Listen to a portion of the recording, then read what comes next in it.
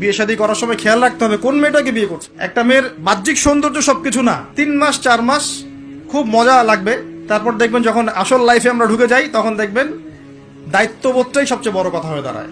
এই রওনাক চলে যাবে, দিনদারিতা না থাকলে এই রওনাক চলে যাবে। মেয়ে দিনদার কিনা এটা দেখবেন সবার আগে। দিনদার হলে যদি একটু গায়ের রং কালো হয় বিয়ে করে ফেলেন। বিয়ে তো কঠিন করে ফেলছে সমাজ, জেনা সহজ হয়ে গেছে। মোস্তফা কামাল আতাতুর্ক যখন ক্ষমতায় আসছিল না, আমি সংবিধান চেক করলাম আজকে পড়তে পড়তে এক জায়গায়, ওই সময়কার সংবিধান তুরস্কের। ওর সংবিধানে লিখেছে যে একাধিক বিয়ে করা হারাম, আর অমুসলিম নারীকে বিয়ে করাও বৈধ। নাউজুবিল্লাহ। সব উল্টাই দিছে। তা আমাদের সমাজে এখন ওইরকম চিত্র দেখা যাচ্ছে যে আপনি 17 বছরে বিয়ে করতে পারবেন না, কিন্তু 17 বছরে আপনি জেনা করছেন, আল্লাহ মাফ করুক। বাংলাদেশে 17 বছর বয়সে জেনা করা ছেলে মেয়ের অভাব আছে? আদমশুমারির মতো এই কুমারিত্ব টেস্ট যদি করা হয় ছেলে মেয়েদের, তারপর